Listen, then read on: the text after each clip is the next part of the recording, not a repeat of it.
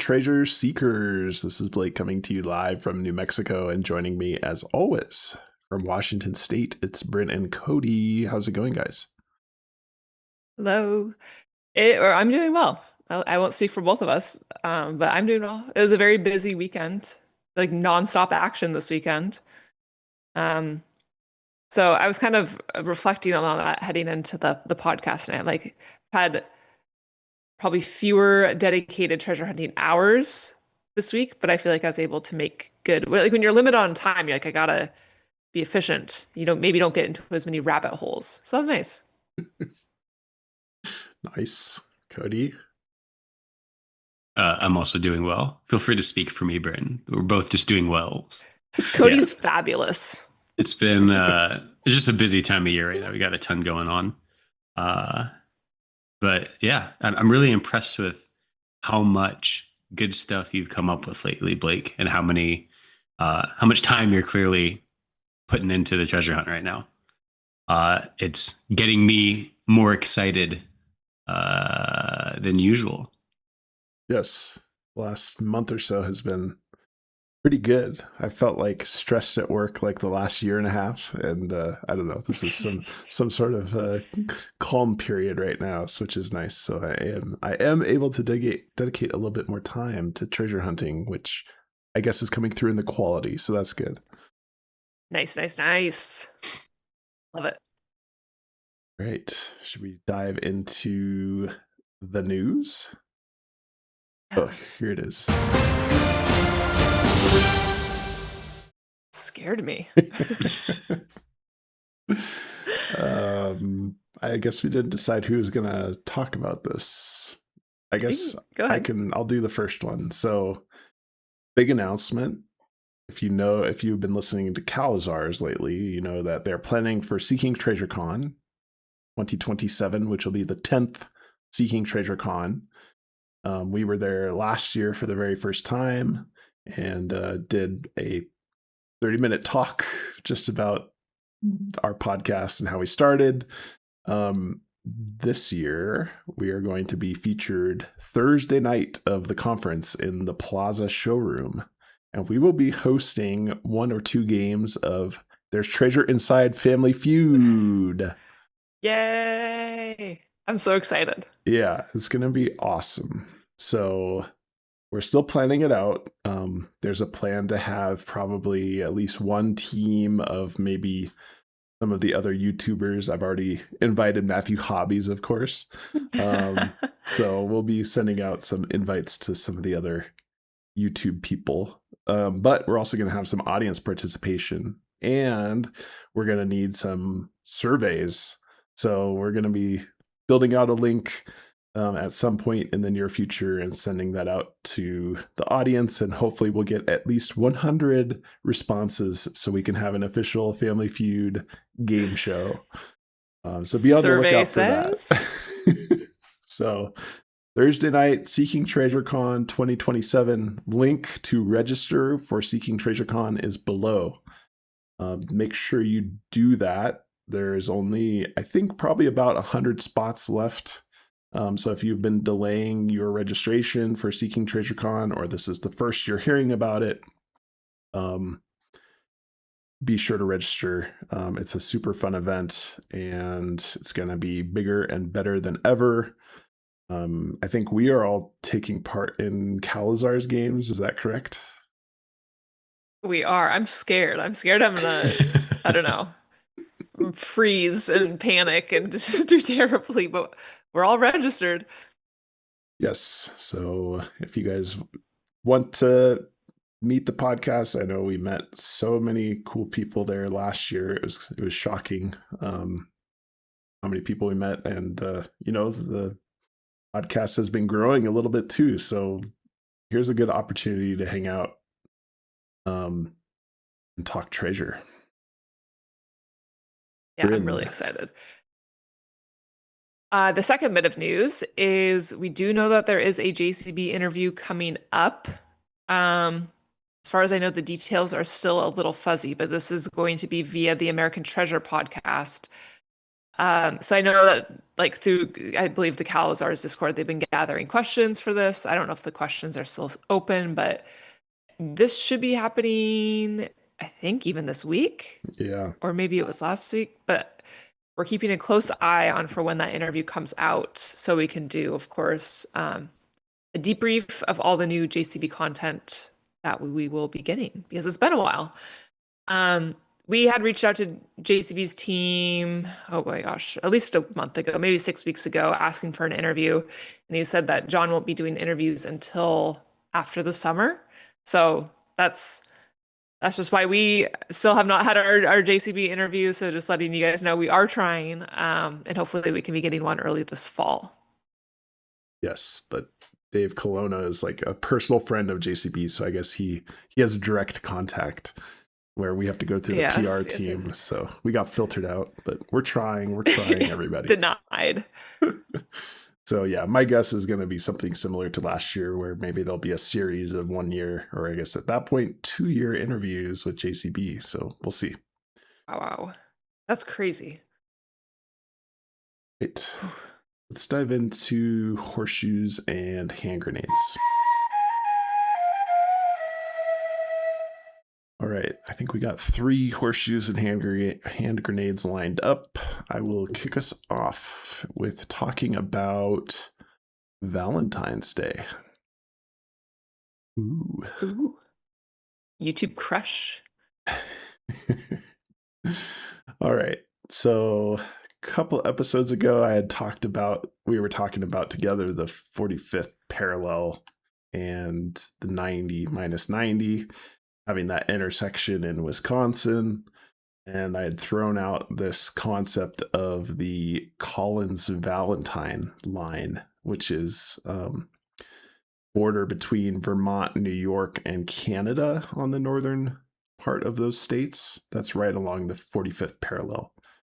And I had kind of thrown out a call to action to say, well, I don't see very good connections to Valentine's Day in the book. He could have thrown it in during that discussion of holidays. Who doesn't like Halloween, right? But there was no mention of Valentine's Day. And then people quickly pointed out, thank you to the YouTube comments, about the Third Imperial Egg watch that's mentioned in chapter 3 of the book that has the time of 2/14, which could correspond to Valentine's Day. I had kind of discounted that a while back because of the fact that this is not like a JCB photo. He didn't have access to the Third Imperial Egg because it's worth like $30 million or something crazy like that. So this is a stock image that's in the book. So that's like kind of what has made me a little bit negative towards it before is he didn't have any control. JCB didn't have any control of what time is on this clock. But looking at pointers a little bit more, it does seem to maybe have additional relevance. So as an example, in chapter 3, when he's talking about the gentleman that purchased it at the flea market, he said he rose is an interesting word already because of Valentine's Day. Rose. You know, I didn't even make the connection between all the roses and that's funny. Nice one. I'll get on my handy highlighter here. Let's see if I can do that. So he rose up from his breakfast chair, walked across the kitchen, picked up the egg off the counter. He opened it. Inside was a watch. The man knew about the watch, of course, but on this day, for whatever reason, he decided to inspect the watch more closely. And for the first time, he saw a small detail. Other pointers, potentially pointers that are around this section. There's 2 in chapter 4, which are immediately after this, when JCB is talking about digging up the smoky quartz. My heart yelled back, "This time it will." which could potentially be a pointer back to the Valentine's Day with the heart theme and the time. Nice. At the exact time I was digging, which is right after this first quote, there's another boy doing the same thing about 400 miles northwest. So talking about Rob Levinsky, but time is the key there. Going back to chapter 3, several of his works are now, I apologize. This is chapter 3, talking about Perkin. Several of his works are now considered timeless. And Imperial Fabergé egg. What do we know? What we do know is that some of those who possessed it failed to take the time to notice an important detail. Okay. So several potential pointers towards this time actually being super important. And if it is 214, one interpretation of that is Valentine's Day. What do you guys think? These are great pointers, and I love like an example like this because I think it helps make the rest of the book feel more approachable when trying to find clues, because like seeing this in this context, it's like this feels correct. This feels like a good, reasonable thing for him to be asking us to do. And I personally really like these as a call to action for using this 214 time. Yes, I'm more bullish on this. It bolsters it. All right, it's bolstered. Let's talk about Cody, comments. Yes, allow me to compliment you before we move on. Thanks. I also like this as well. And then when you started off this presentation by saying, he says he has the perfect opportunity to mention Valentine's Day in like the excerpt where he says, and who doesn't like Halloween? He's talking about holidays. And it was that was in the back of my mind as you were doing this whole presentation. And I do think it would make sense that he wouldn't say that, because if he's setting up all of these kind of little, I don't know, complex or elaborate, I don't know what the right word is, but all these little pointers and hints, and like has developed this whole little clue web to point you to Valentine's Day via this route. Mm-hmm. He kind of almost just like shortcuts all of that if he just puts Valentine's Day in the text somewhere. Mm-hmm. And kind of just like, you no longer need any of this that he spent all the time and effort developing. So it kind of makes sense to me that if this is like the correct interpretation, that he would like actively choose to leave out just mentioning Valentine's Day face value abruptly. I think that kind of would line up. I especially like the rose. He rose up from his breakfast chair. Like, that seems, it could be slightly out of place or very specific selection of word there, but I don't know. It could be confirmation bias central, which is probably my middle name right now, but that's okay. All right. A few more goodies. So I have a picture of one of the stock images just as a reminder of the stock, but I already talked about that. Reminder that there is Cupid in the Apotheosis of Hercules, along with a bunch of other favorites in there. This was an interesting one that came from a friend on Discord. This particular Fabergé egg is on page 45. Valentine's Day is the 45th day of the year. So is that a coincidence? I'm not sure. I'm obsessed with that. Bryn loves that one. She's mentioned it a handful of times. I'll tell people who don't even know anything about the treasure hunt about that. You won't believe page 45. I feel like there's a point where JCB can't control where everything is in the book to this level, but I don't know. That's an interesting one for sure. It's a tickler. There's no way that's a coincidence. It could be. No way. Bryn will not have it. It must be. S+ tier for Valentine's Day now. Okay. And then, yeah, here's that map of the Collins Valentine line from Wikipedia as well, just as a reminder. So that's everything I've got for Valentine's Day so far. So happy to hear more comments, opinions on this. What do we do with this information? Is it a pointer to the 45th parallel? Are people using it in other ways for some sort of Valentine's connection or clue? I don't really have anything beyond the 45th parallel right now, so happy to hear thoughts on that. I was going to do, this is a little coincidence of the day. I was going to do a Horseshoes and Hand Grenades this week that we ended up pushing to next week for time constraints because we have too much good stuff to talk about. But it basically has to do with the exact area of the, the Valentines, the Collins Valentine line. Mm-hmm. Ooh. Foreshadowing for next week. Very nice. That's exciting. Okay, good. We got to get this podcast sponsored by AM/PM. Too much good stuff. Oh, man. All right. I've got another one on a different topic. It's fairly quick, just one slide. It's about Metamorphosis. We had been talking about the butterfly when we did our tier list rankings. And going back, I was looking for the word turn that you'll learn about for our Joy Serenade discussion. And then I came across a bunch of instances which seem obvious now.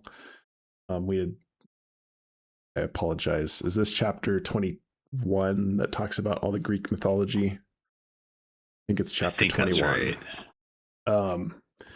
Anyway, there's a few instances of metamorphosis that's kind of are just like very clear that we probably should have caught. And maybe we did and talked about them, but they weren't in my mind this weekend. So I'm going to just highlight them again. So Dionysus often turned himself into a goat. So that's like a very clear metamorphosis connection there. To spare the maiden's life from the charging lions, he turned her into a quartz crystal. Nice metamorphosis there.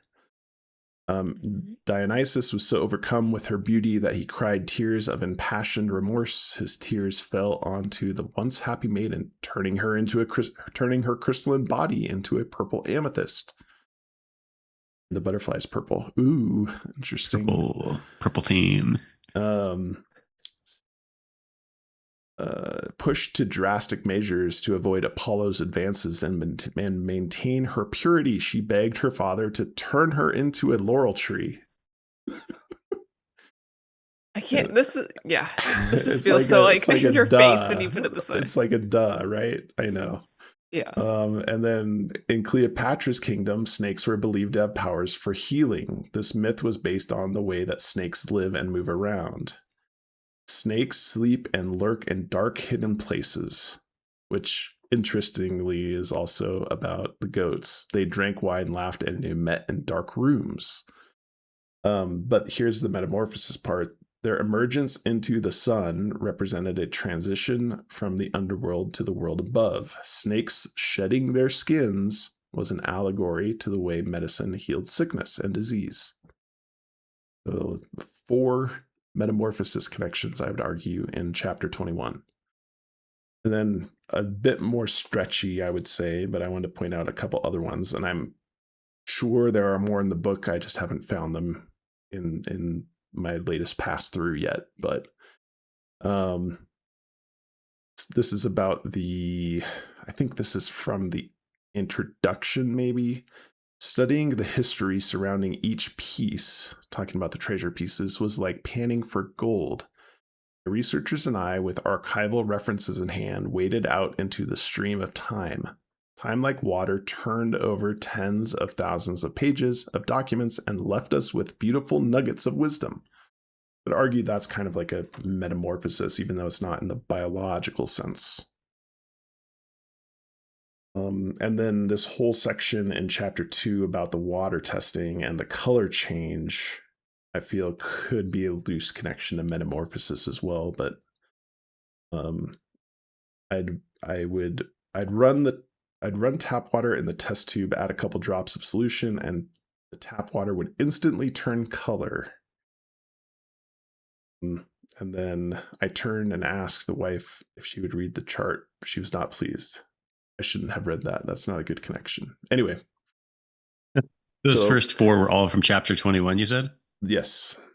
Okay. Yeah, that seems crazy. that part seems really strong. Yeah. That maybe like the metamorphosis connection is specific to chapter 21. Which would be great because remember at the end of chapter 21, it's like myths and legends of ancient times are discussed here, but you need to find. You can look beyond just ancient myths and legends and consider more. Thank you, Cody.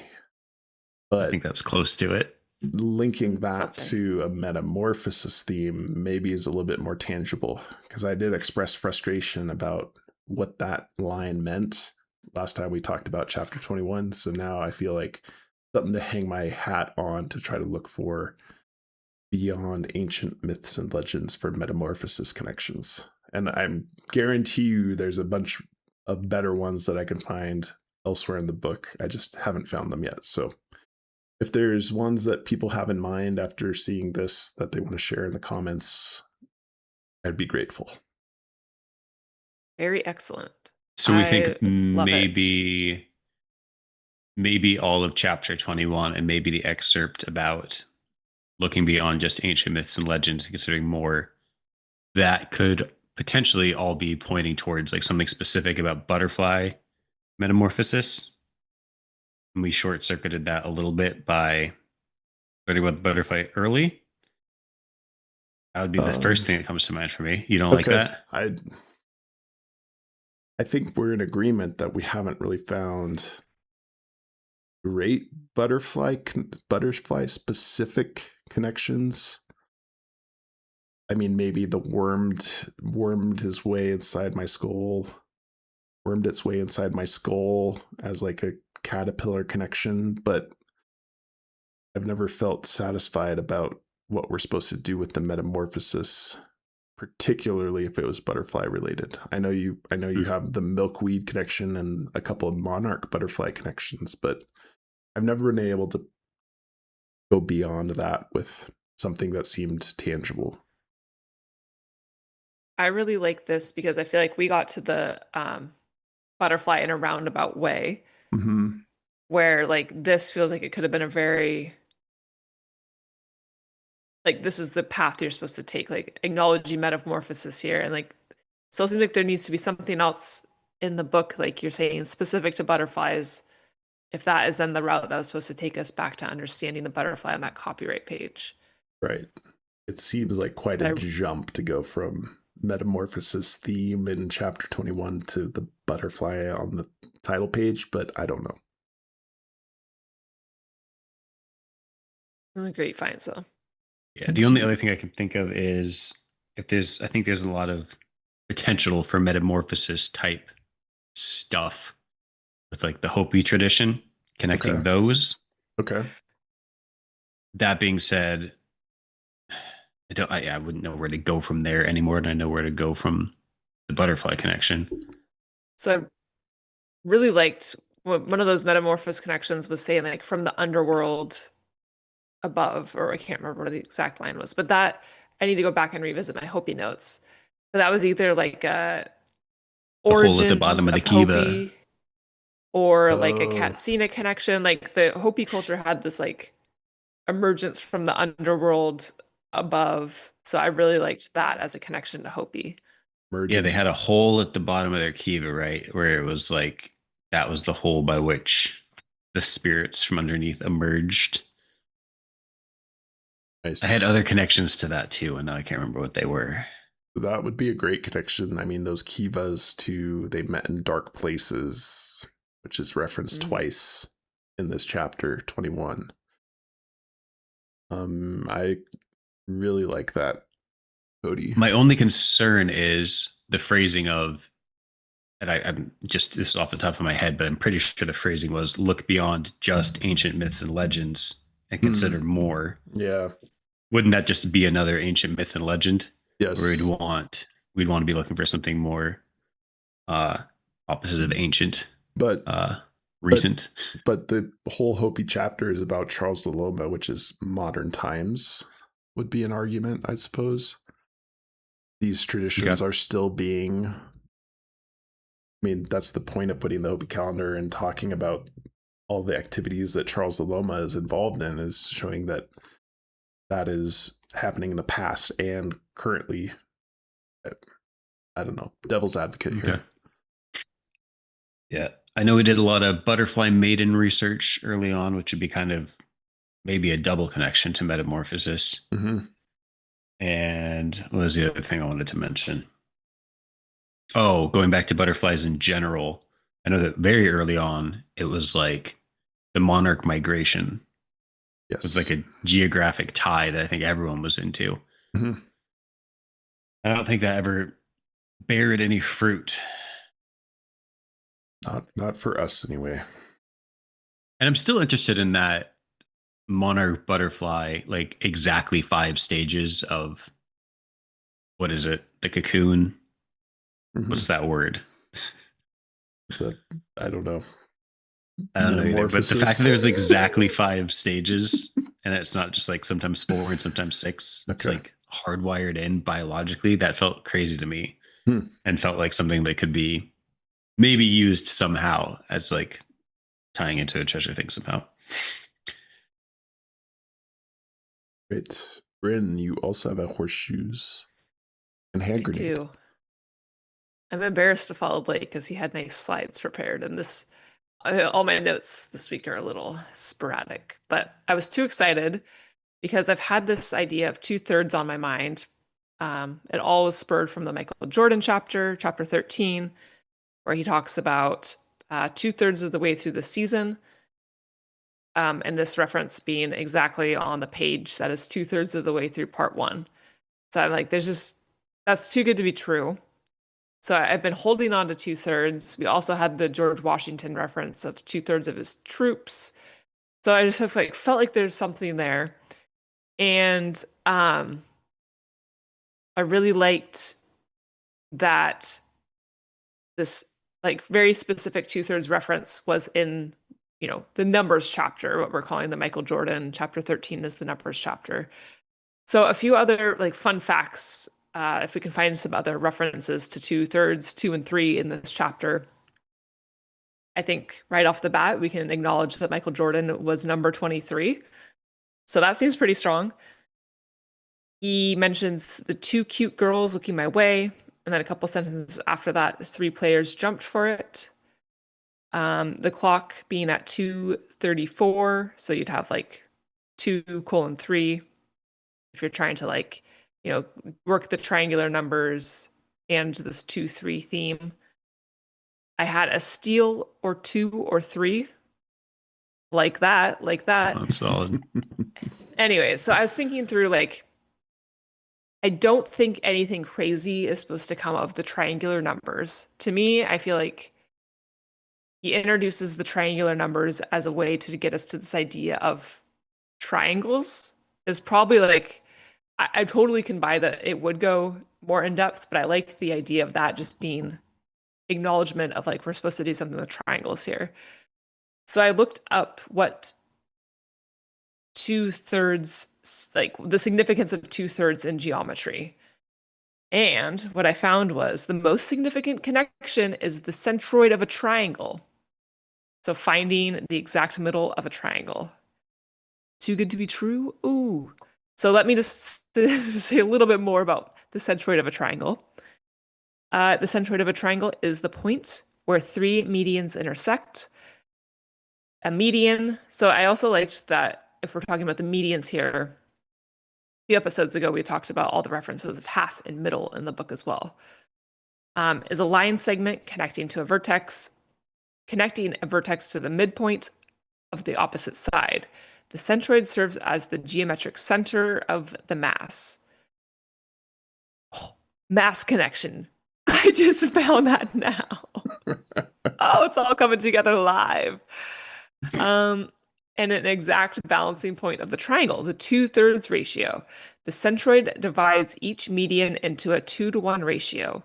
It sits 2/3 of the way from any vertex to the opposite side's midpoint and 1/3 of the way from the midpoint back to the vertex. So I think that's all. When you like read it all out that way, I feel like it could be a little, well, that's too complicated. But I think that's just to give you the context of what exactly the 2/3 refers to here. So basically, what I gathered online is that this finding the centroid of a triangle is one of the most famous appearances of 2/3 in geometry. And I love the idea of using geometry and the fact that we have this 2/3 reference, a couple other 2-3 references in this chapter with the triangular numbers feels so strong. And I love that it gets you to a specific point when we're looking for a spot on a map. One other fun fact is that the 23rd National Park is Olympic National Park. So what do you guys think? Are we fans of the center of a triangle? Yeah, I'll just make one more connection looking at a figure here.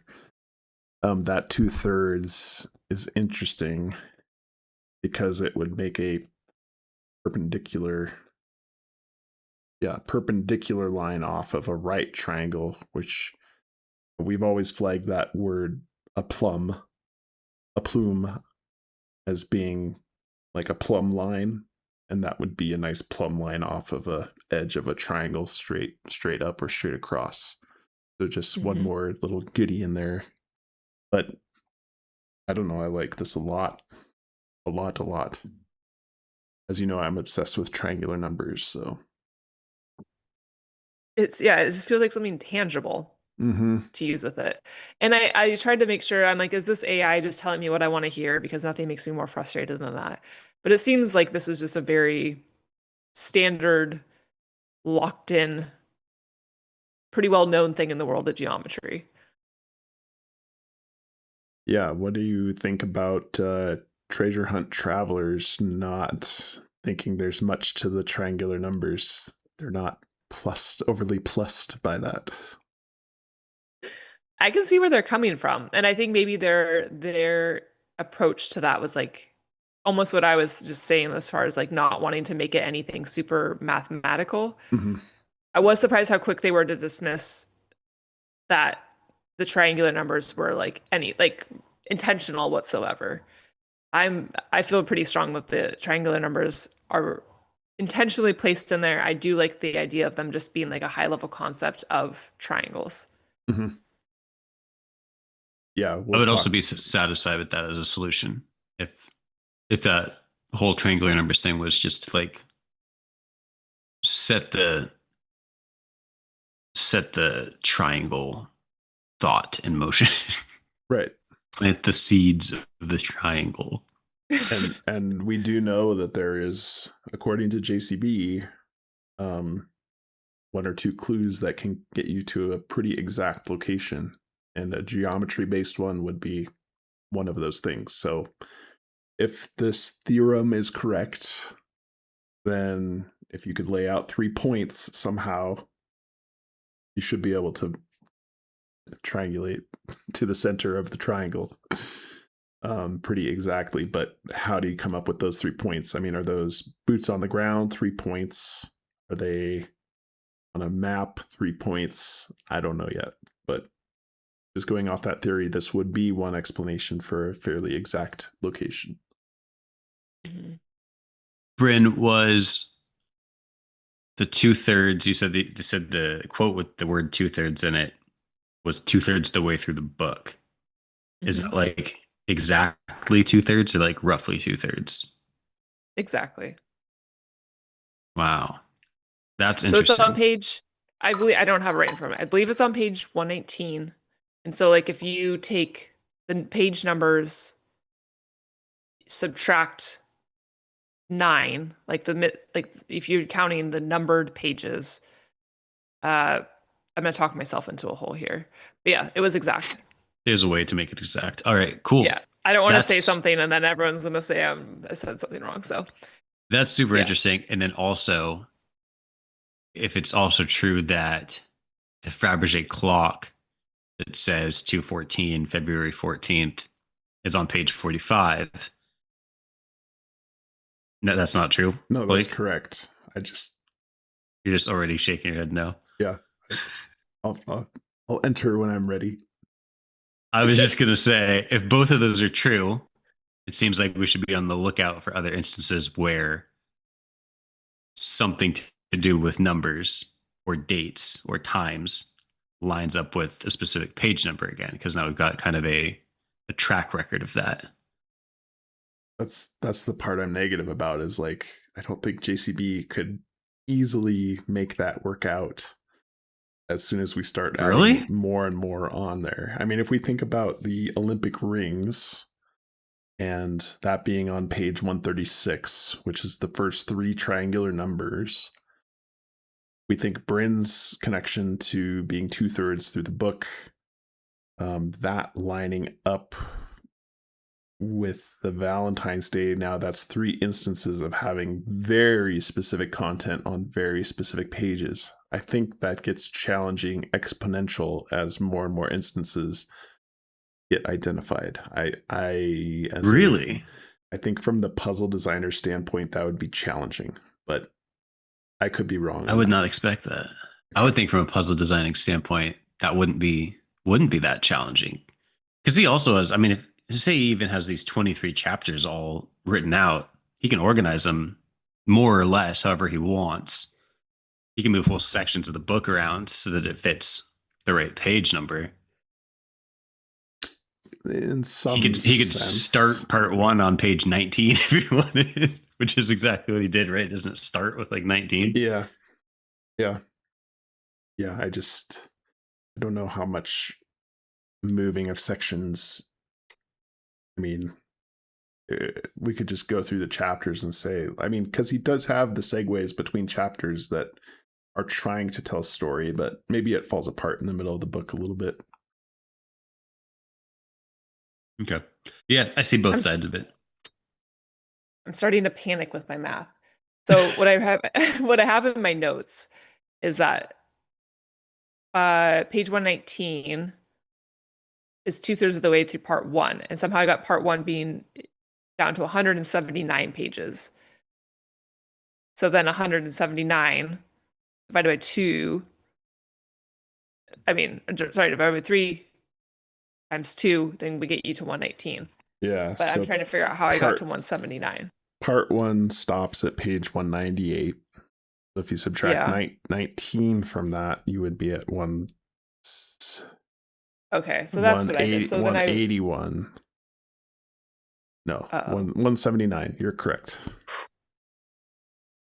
Okay, so then I my math was starting with chapter 1.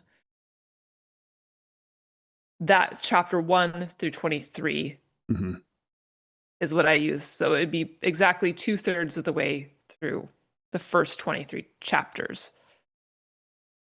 What was the full quote? This is the George Washington chapter, right? This is in the Michael Jordan chapter. Oh, in the Michael Jordan chapter?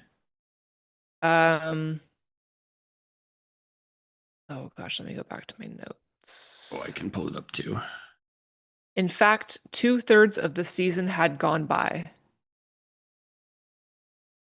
That doesn't seem like a coincidence. That seems... I don't think so either. We flagged that as being weird numbers in that chapter, and then Bryn had bolstered it by bringing up the George Washington chapter having 2/3 as well.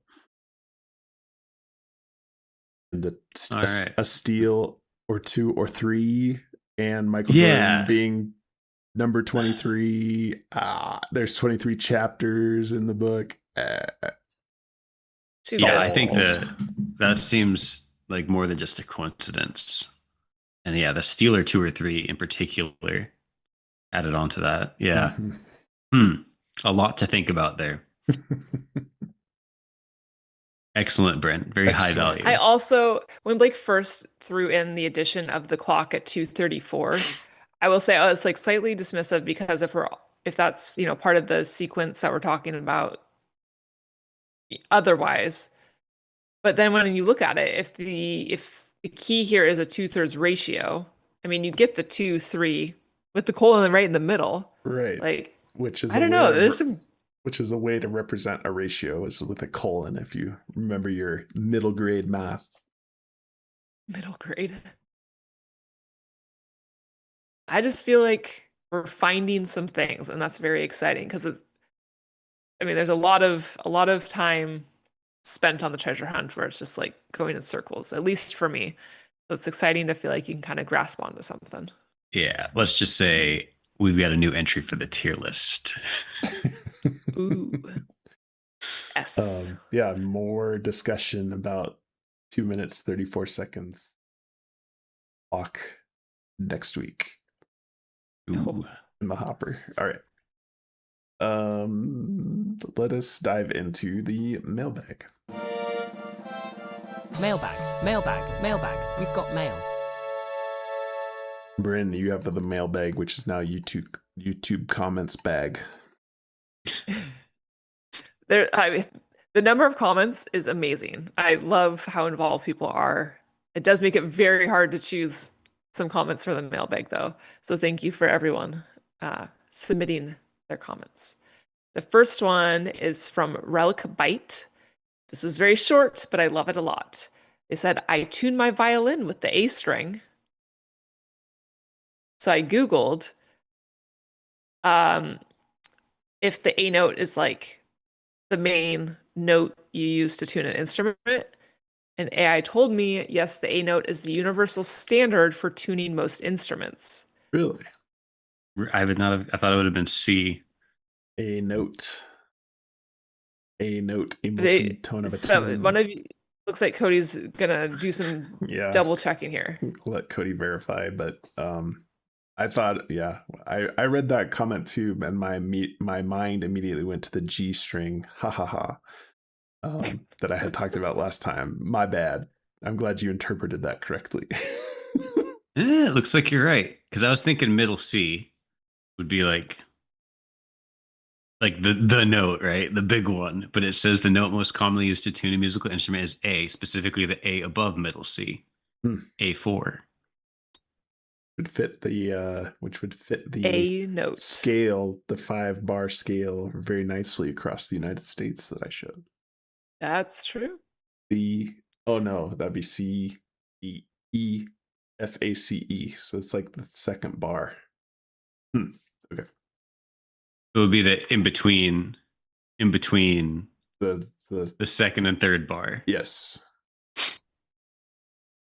In modern music, this note is set to a standard frequency of 440 hertz. See if we get any 440 in the book. Interesting. Cool. That's a great comment. Now that I understand it. When you hear an orchestra tuning before a concert, the oboe plays a sustained A, and the rest of the instruments tune to it. The oboe? Oh, I'm thinking of a what is the thing in Australia? A didgeridoo? A didgeridoo, the longhorn thing. What's an oboe? Like this. It's that one. All right, let's move on. Unfortunately, Thoreau did not play the oboe. Otherwise, it would have been solved. He plays the flute. Solved. Along with Captain Picard. All right. On the topic of music. Yes. This is from Dr. R Squared. He said, hello. On the musical connection, I can't recall if you were pondering something being in threes or 3 beats, but in musical notation, a dotted half note represents 3 beats in the most typical standard 4/4 time. A half note is interesting because depending on how it's oriented on the staff, it could look like a B, D, P, or Q. Interesting. This is another language to me, but I thought this was valuable information that hopefully we can continue to dive into, because I do remember talking about 3 beats. It's music is so foreign to me. I'm gonna have to spend some time dissecting all the music connections. Okay, well, it's helpful we have some musical experts that are listening and commenting in. Thank you. Yes. This next one is from MattPeyton about, so going back to the Michael Jordan chapter. Nice. Rereading this chapter, what's the deal with the week-long basketball tryouts in middle school? Seriously doubt 13-year-olds were put through 5 days of tryouts. Spidey sense says a clue is buried in this section. I love that because I totally didn't think twice about it when any of the times that we've read through. But going back, it's like, that's crazy. He says like the week-long tryouts. Isn't that for middle tense? school? It seems extreme. You're right. But I don't know how it was in the early 80s. I mean, I Well, thought it doesn't maybe seem like a crazy to 5 me. connection For middle school? Well, I think isn't that like pretty much what used to happen? It was like I thought what happened was everyone just goes, it's like, it's not even really tryouts, it's just like normal practice. And then after a week, they were just like, you need to do more practice outside of our structured practice and come back next year. Yeah, I don't know. I don't know, maybe. It could be a North Carolina thing, but I don't know how popular basketball was in North Carolina pre-Michael Jordan, during Michael Jordan times. Because his middle school would have been right as MJ was becoming famous in college. I have to look at Matthew Hobby's timeline. Famous in what? Basketball. Like basketball being, has basketball always been extremely popular in North Carolina that you would have to have a week-long tryout? I don't know. How long would you guys expect tryouts to be? Like 2 days. Yeah, that would be my stance too, is like a 2-day tryout. I guess so. It made, once he mentioned it, I got more Spidey sense with it, because then I thought, is this another 5 connection? Because of course I think it would only be weekdays. And then he also says the following Monday. So he's like kind of referencing, days of the week there. So anyways, food for thought. Nice. Yeah, it seems like it could be pointing to days of the week. Interesting. Last mailbag is from DiegoRod. I imagine if Wilma Rudolph were alive, a quote. I imagine if Wilma Rudolph were alive today and wanted to, she might find all the treasures I have hidden by her sheer will alone. She might simply have looked everywhere, leaving no stone unturned. And he says, this passage seems to be obviously important and possibly related to use Will's straight edge. So I wanted to call this out since we have been talking about Joyce's Serenade, and the use of Wilma in that chapter was crazy. Like the amount of times Wilma was used was very high. So I really liked this connection because, like you said, it seems significantly important. And there's just been so many things recently about stones turning. There's one earlier in this episode too. There's just a lot of references to stones unturned. I don't know. It's something to keep an eye out for, I think. Yeah. Sheer. I'm trying to think of sheer. So definitions I looked up. Nothing other than unmitigated. So sheer. You just did it all by yourself. However, sheer is also a type of fabric. Ooh. Ooh. Or perpendicular or nearly so, a sheer cliff or a sheer ice wall. There is a mathy term there too, interestingly. Okay. Another tickler. Food for thought. Yeah. I'm open to all will connections because we talked about will last episode, and yeah, I wasn't like super satisfied with any of the answers, but that's a good connection there, and it's a lowercase w will. Good point. Really good point. Okay. Well, that's excellent mailbags. Excellent mailbags. More high value mailbags. Extremely high value. Excellently high value. It bolsters all of our themes. if you look at it kind of macroscopically. All right. All right, that's enough. Discord detectives. Ugh. I gotta find it.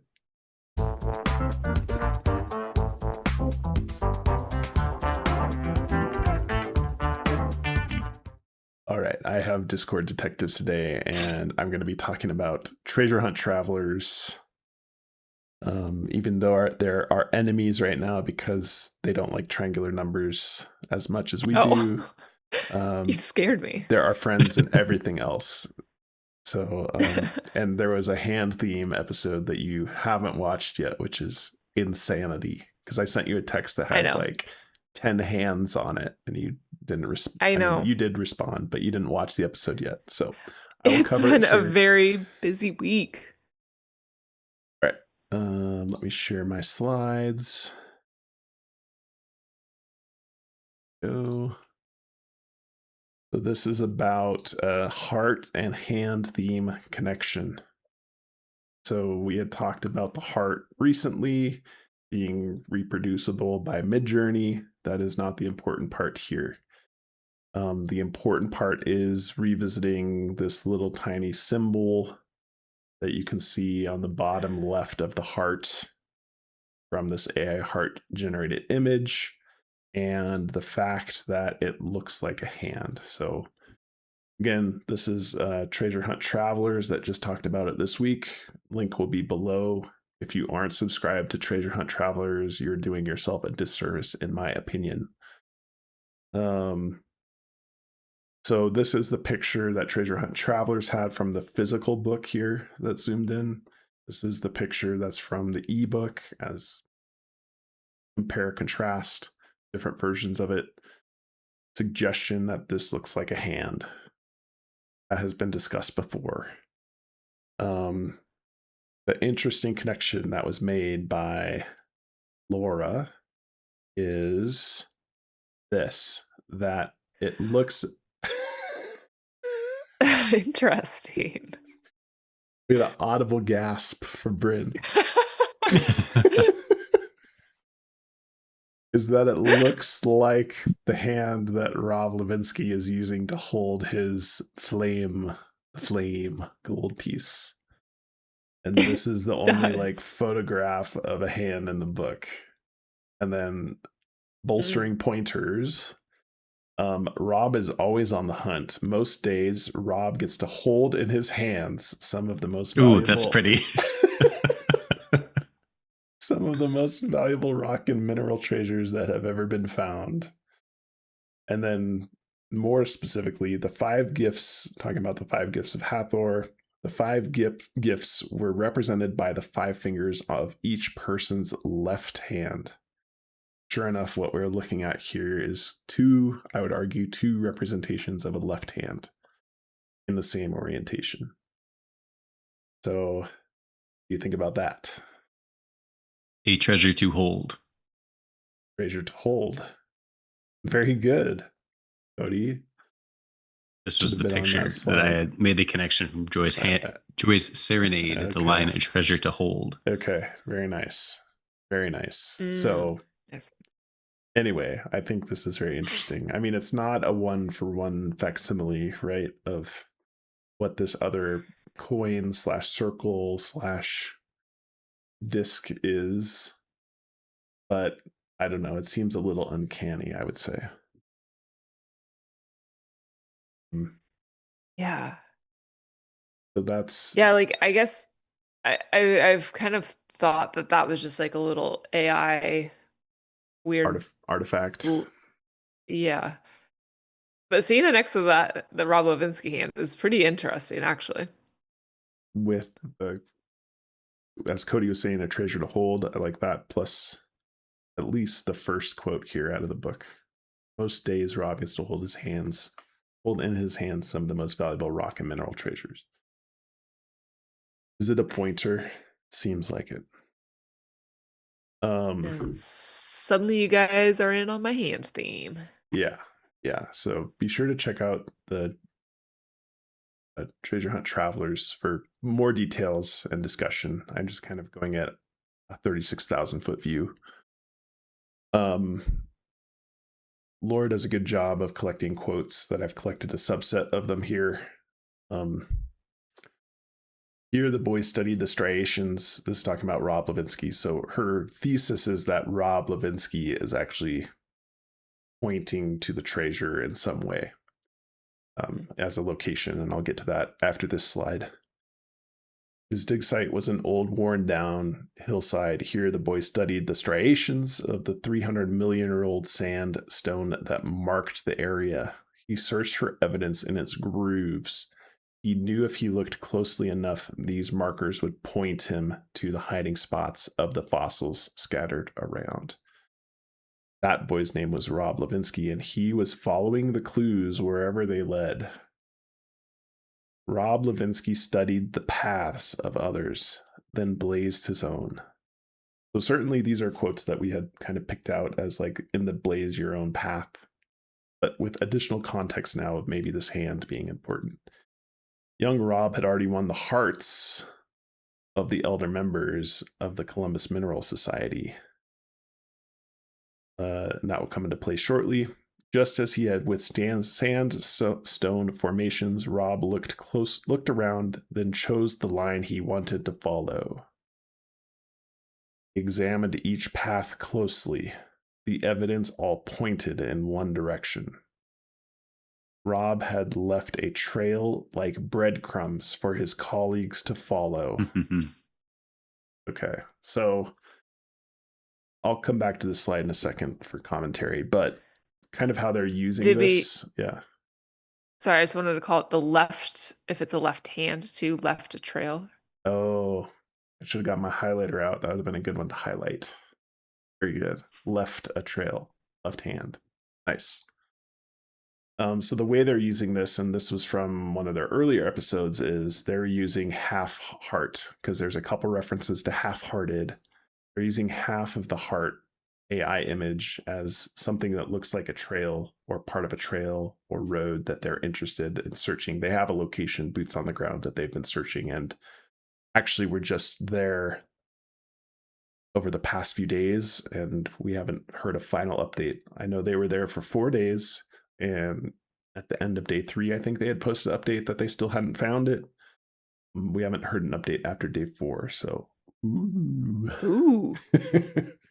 So the way they're using it is they're saying, because there's the Rob Levinsky quote unquote clue is on this AI image, basically they're supposed to take a path from whatever this road / trail is and go down this line that's on the AI generated image from that hand. And that was kind of where their search area is going to be. So they have a very specific usage of this quote unquote clue. Going back in my mind, thinking about this a bit more, he searched for evidence in its grooves.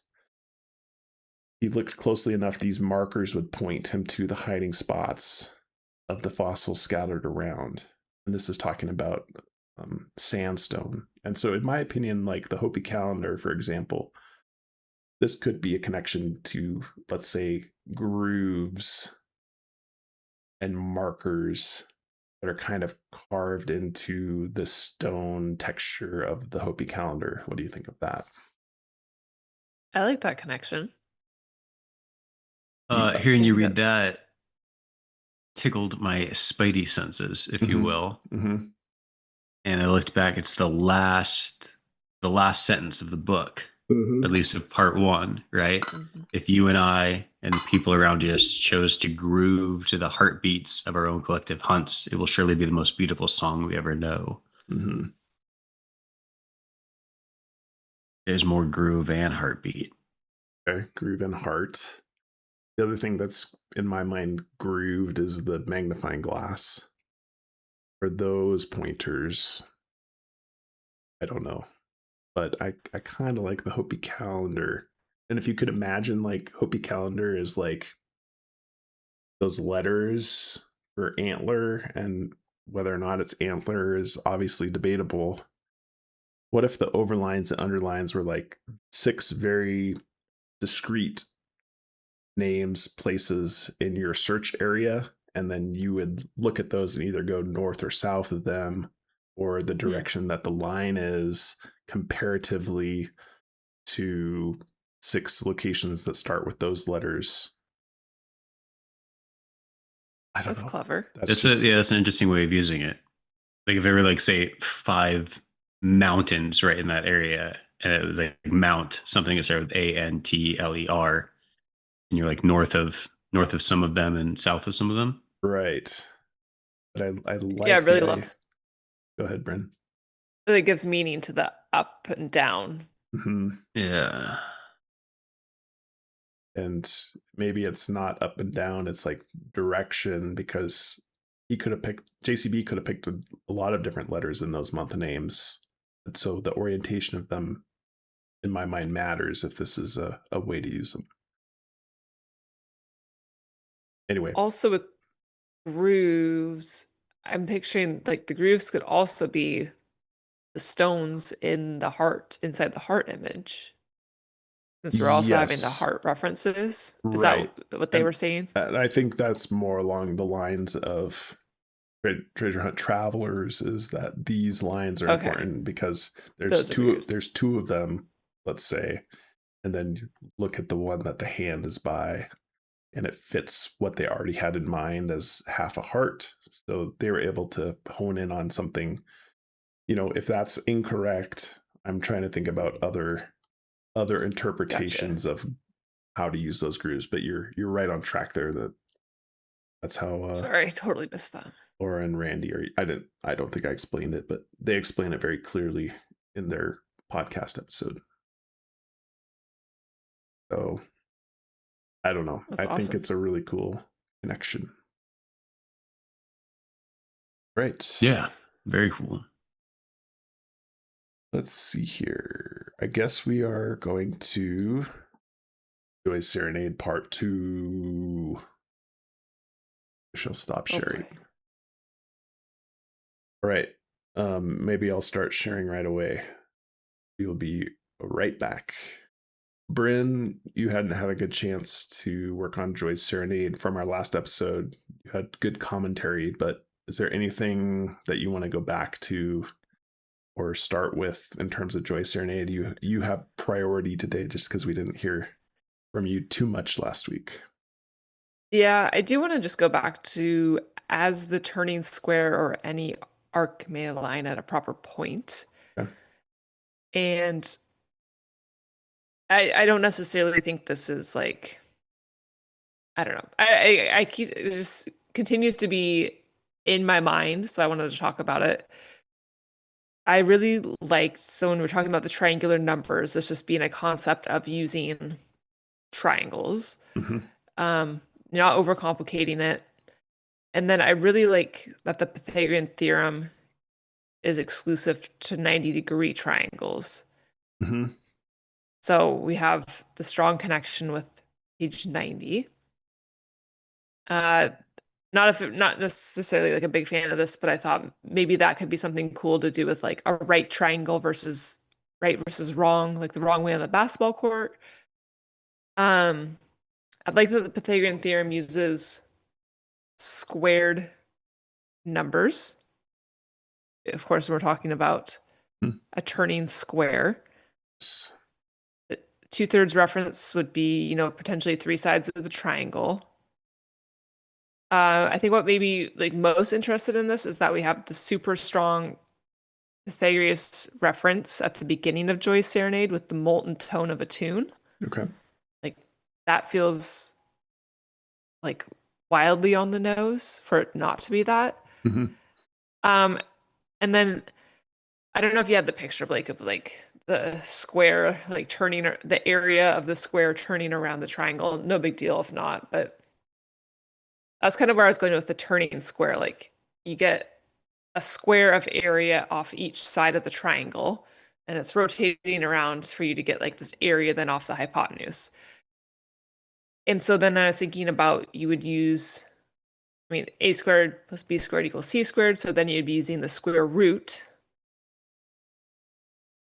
And we had a couple root references in the book as well. So I guess I just keep kind of thinking about it with all these different connections that we have for this line. What I don't love is that this line is telling us to a point, and the Pythagorean theorem would just be giving us an area. So I'm a much bigger fan of the center of the triangle rather than this like square area of a triangle off a hypotenuse as an example. Okay. But I just wanted to throw it out there because it was kind of interesting with this idea of geometry. Pythagoras. Mm-hmm. Doesn't the Pythagorean theorem give you a length, not an area? Well, yeah, because then you do the square root. So you're right. That's still not a point. Yeah. A proper point. This is your big math episode for Bryn. Break out the old TI 86 plus. Math is like, I'm not good at math. We'll just let's just put that out there. That's why I got so panicked when I thought I screwed up my page numbers. Sorry, you're changing your perspective. You're making it make sense. Potentially. All right. Cody, do you have anywhere that you want to start with this discussion, or do you want me to start at the beginning again? My 36,000 foot comment on yes. part 2 of Joy's Serenade is, what do you mean? Yes. It reminded me I have something to say too. Sorry. Oh, okay. My big overarching comment on the second part of Joy's Serenade is I just have much less content than I did have on the first half. And I think that's primarily because I'm in the camp that as we get towards the latter part of Joy's Serenade, it's going to start transitioning into more boots on the ground clues.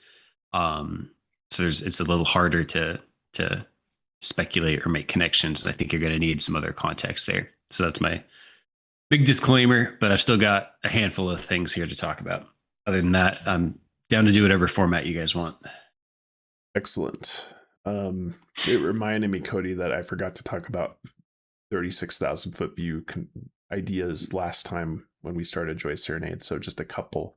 The one you just mentioned, the idea being potentially boots on the ground as the second page, with the idea that came out of the YouTube comments a few weeks ago, or maybe it was on Discord. I think it was on Discord, that the first part is like instructions on how to read this book. I will say that, so that just being a concept of itself, I will say that I'm thinking right now at this very moment that the whole thing is almost boots on the ground. And I have a very specific reason for that we'll get into shortly. The other thing is, we had pointed this out a long time ago, I think, and I don't think it was our discovery. I think it was a Discord detective, but the note that each of the 4 words that start the first 4 stanzas spell out arc U. So A obviously is A, our is R, C is C, U is U. That makes sense if you're actually looking at Joy's Serenade right now for listeners. Sorry. So again, is that another reference to arc, or is that a coincidence of the day? I don't know, but I just want to point it out as kind of like a high level nugget that I thought was very interesting. Yeah, I've always liked that one. All right. If it's okay with you guys, I want to start at the beginning again, just for a little bit. Maybe a little bit, maybe a little longer. Oh no, I'm so nervous. Okay. So just a couple thoughts about molten for the first stanza. This will be quick, but a molten tone made me think about the faience beads because of the way that they're made. And the description that's in chapter 23, that when you kind of melt the beads down with the sand and salt water and you add a hue, like a tone, like a color, that could be a reference to the faience beads on how they're described in the book.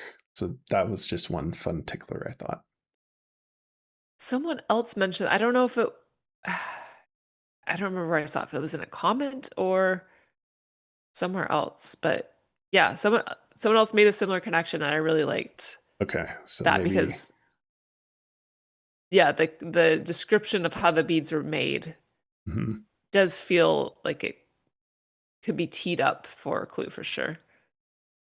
That's just a quick hitter idea that I was thinking about, and hopefully I didn't just have that in the back of my mind from that other comment. I don't know. So Oh, I thought it was either way, a we got it novel out there. thought. It probably was. I can't remember where I read that. And then the other thing I was thinking about, like with the Faience beads, someone had pointed out that they're in groups of 5 between the spacers.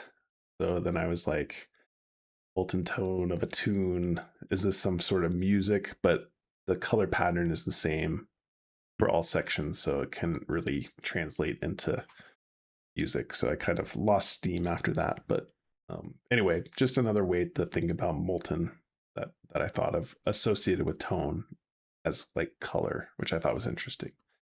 That is And clever wordplay and very interesting. Yeah, it's always frustrated me that the bead pattern, I could never make a connection because it feels like such an opportunity for JCB to have encoded something because it's like the one piece of treasure that he made himself. Mhm. It's like how can you not use that as an opportunity to hide a clue in there? But yeah, I've not been able to find anything. It's just the same repeating pattern over and over. Yeah, the main problem would have been him like telling Kimberly, his wife, that he wants to do a specific pattern because he doesn't want anybody else to have any clues, right? That would Yeah. be one detractor, unless he could incept it. I don't know. And then just highlighting the other reference to molten, as our blue and green planet revolves around its molten sun, life on Earth sketches out over 8 billion different lifelines, all searching, all drawing out one huge treasure map across the surface. So I just wanted to throw that one out there. Other than that, I don't have any more updates on stanza 1. Shall we move on? All right, this is me right now on stanza 2, so I apologize in advance. Oh Brittany boy. said we were going to give you the priority, but I am hogging it. Full transparency. Go for it. Okay. So this came about because of a text I got from world famous Bruce on the Ground after he watched our last episode. I don't have the exact quote, but he said, our conductor is John, young John, with a trace of a baton, because right at the beginning of chapter 4, John talks about, I knelt with a stick in hand. And that I feel is a great connection to a conductor's baton, because John has a stick in his hand. And then immediately after that, it's like some very specific directional instructions, as we have discussed many times. I had walked down the slope street in front of my parents' small 3-bedroom suburban home to the cul-de-sac, which we now like cul-de-sac a lot, below. From there, I'd taken a sharp left, crossed the gravelly pavement, and stepped onto a barely worn path. And remember the Robert Frost quote that's part of chapter 4 as well, the road less traveled. Mostly used by the dogs that barked. And remember the Metamorphosis connection to chapter 21, where the dude turns his daughter into a laurel tree and she was all bark and branches, which is interesting. As they ran in packs around our neighborhood. I think packs is interesting. I just don't know why. The trail followed a metal chain linked fence for a ways. Once past the fence, the path continued for a little longer before ending promptly at an empty lot. So the conductor with a trace of a baton gives direction, right? And so I really like Bruce's connection here, that JCB had a stick in hand, and then immediately we have like very specific directions. And this is the reason why I'm now thinking Joy Serenade could be all boots on the ground, because of this. Interesting. All right. I'll continue with my murder board connections. Obviously, this as the sun baked hot from its high arc above could be a reference to Through the Air, the stanza as well, although the arc is in the next stanza. And then there's a flutter of excitement around. And so I tried to highlight things that feel like they fit into that flutter of excitement. My heart raced like a bee landing on a pistol. A pang of excitement buzzed in my belly. An electric anticipation surged through my veins. So that all seems like potentially a connection to a flutter of excitement. That would be a little bit different than the butterfly connection, but related if you're thinking about butterflies in a stomach. And then we go back to the stick. I plunged my stick into the ground. Then I have a new one I want to talk about. Twisting the dirt out of the way. That reminded me of this weird part of chapter 1. Let's rewind to the summer of 1975. And actually, I should have highlighted rewind. I think of that just now. Finding theme. Yeah. Life in America was certainly simpler than today. Home phones were rotary and screwed into kitchen walls. And then talking about twisting the dirt out of the way. So I feel like home phones were rotary and the screwed into walls is like a theme, twisting theme. What do you think about that? So I like that because I don't know if you remember, I had all those like winding and unwinding connections. Nice. Yes. So I just pulled those up. The direction of Jackie Onassis' life was winding, but unraveling in the face of loss may rob me of new beginnings. Okay. And then these are kind of without context. I'm sorry, but winding pliability, the marketing spun by Sam Brannon, unwinds the riddle and winds up. Nice. I did not go So, the yeah. winding direction. That's super helpful. So I definitely think you could connect like, yeah, the twisting, spinning, winding. I really like these connections that you have. All right. So it took me down a path of turning, hence my foreshadowing earlier in the episode, and twisting. So here's kind of what I've found across the book, and I'm not all that satisfied with these connections, but I'll read them out anyway. This is true of everyone as our blue and green planet revolves around its molten sun. So I highlighted revolves there. Then, in an unexpected twist, the Champa planned revenge. Like that, I don't feel good about, other than it says twist. So I don't like that one. Then, in a strange new twist on the El Dorado myth, got reported back to Spain.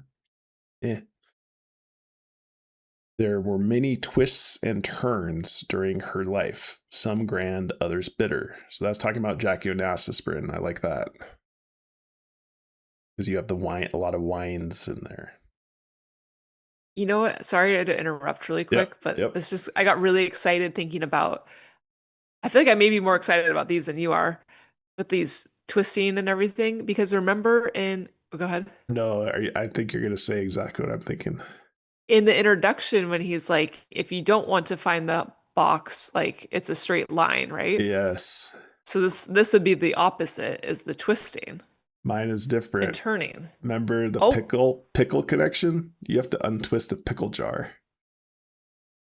Oh.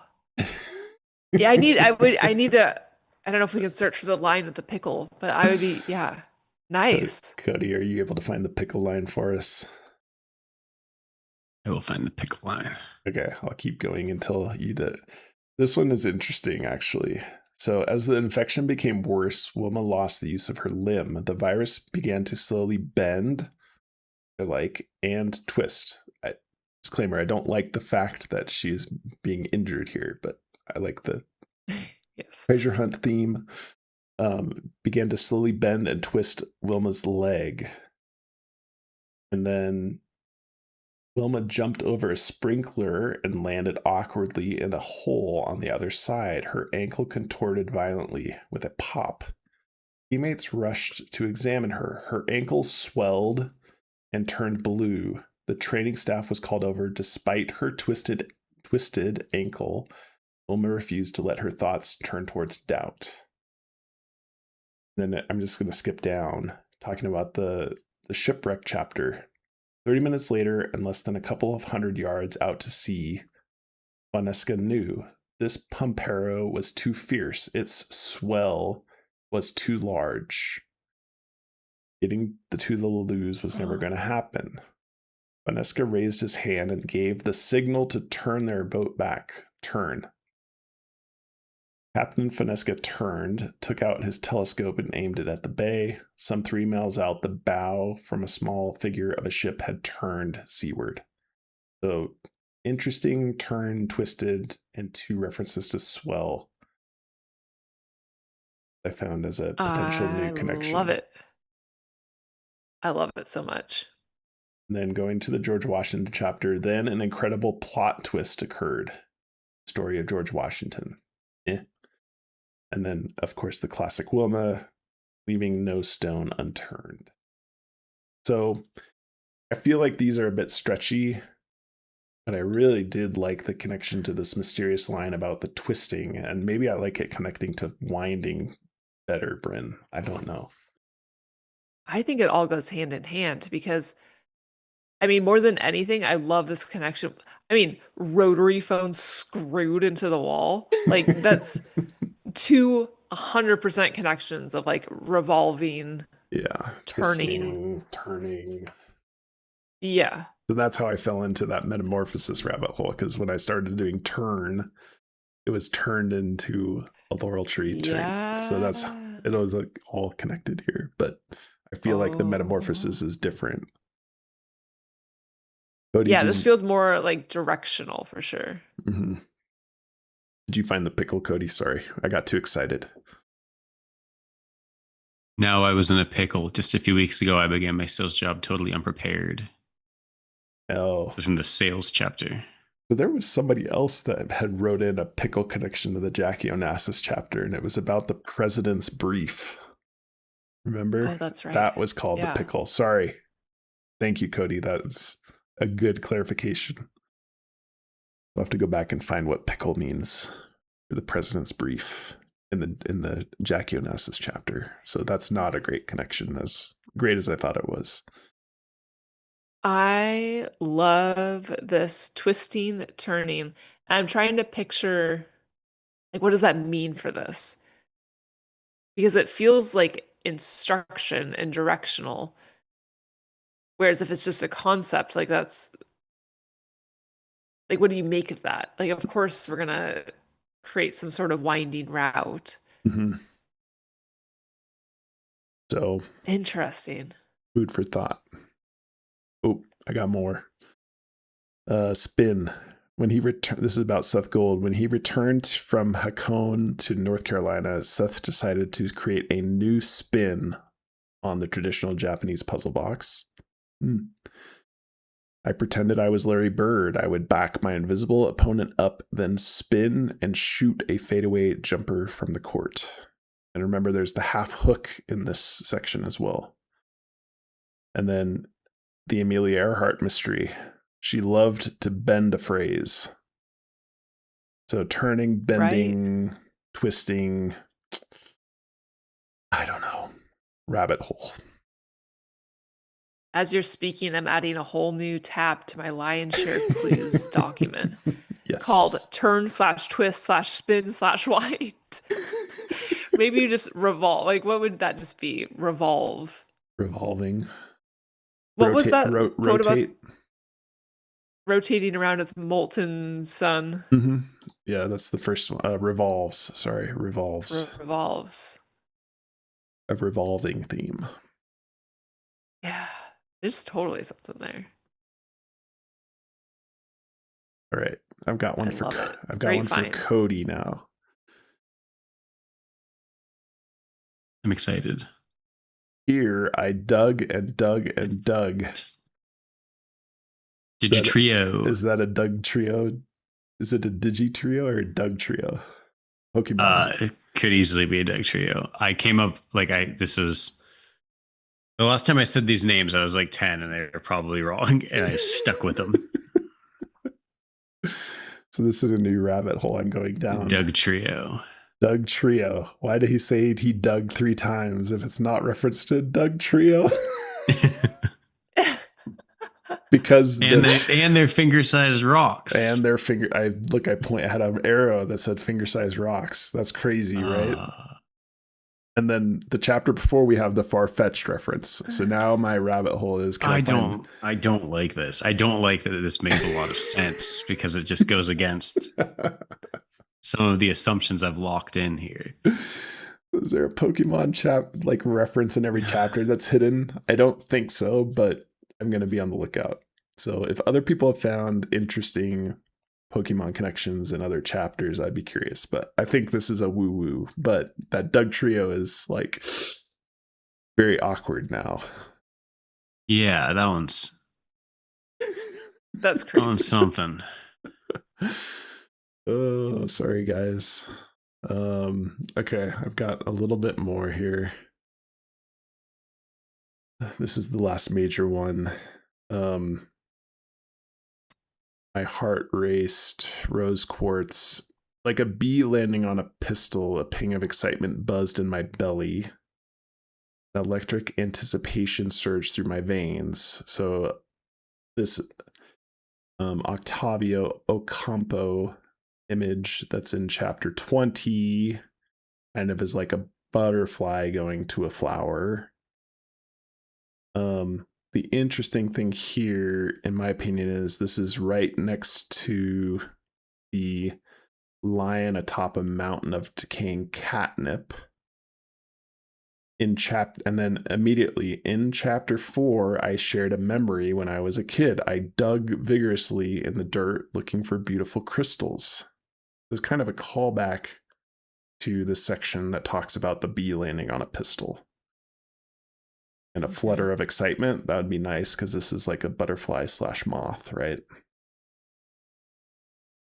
So the other weird thing is where this caption is located, right next to these two, in my opinion, key things. In chapter 4, I shared a memory and the lion atop a decaying mound of catnip. Because that's the only time in the book that caption location is used. So it kind of seems like a potentially those things being in close proximity to each other as being of interest. The only place in the book that this caption is located at the upper right of a page.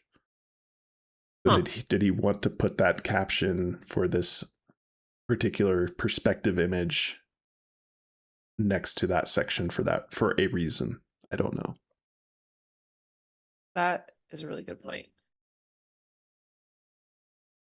All right. And then the other thing I want to point out is only some miles up the road was the Hiddenite Emerald Mine, and then the reference to Fathom, which has always been a spidey sense. Fathom being 6 feet. I don't know what to make of that yet, but I thought it was important. Okay. That's all I have for stanza 2. Sorry, everybody. I like your flutter of excitement connections. Those actually seem the strongest out of all of it to me when connecting the stanza of Joyous Serenade to that page from chapter 4. Okay. I understand the concepts you pitch in there, and I get it. I like the flutter of excitement connection the most, I think. Okay. I know we kind of said this a handful of times already, but the rotary phone screwed into the wall, that really stands out to me as like something to keep tabs on. And all the other examples too are good, but the rotary phone screwed into the wall is just like, yeah. That's something else. And then my first thought, because I was trying to look for other turning in that same flashback paragraph, and there was the Jaws and Steven Spielberg, and I was like, oh, did Steven Spielberg direct Twister?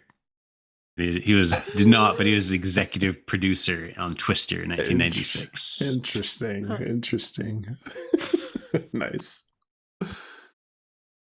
Oh, My okay. small contribution to the Twister. Yeah, Steven Spielberg. Interesting. Okay. So that's my murder board craziness that I was working on. Sorry. I think it's great. All right. I think we already covered stanza 3 with your thoughts, Bryn. Thank you. How about stanza 4? Do you have any notes on that? Let me see if I can find it here. Here it is. You can take your own path and X leads the way, or simply follow shimmering circles of gold. There may be magic in the water, but the pike are rather all around. I don't think I have anything to add. Transparently, I just kind of moved on to the second page. For All the right. sake of moving forward. So I'm glad you were able to come up with so many additional goodies for the first. Yep. So you can take your own path. We have this late breaking idea about the hand, Rob Levinsky, so I just wanted to mark that here. Last time I had talked about using a gold medal to potentially point a direction, which is a pretty woo-woo. Then magic in the water, but the pike are rather all around. We had talked about pike, both Cody and I, last time. And the Anvari's ring connection. All right, stanza 5. If you get warm, you may find shady oaks. When close, the haiku curls a little further on where few have seen it. And if you don't go down, you may never know how high you ever want to be. Bryn, commentary.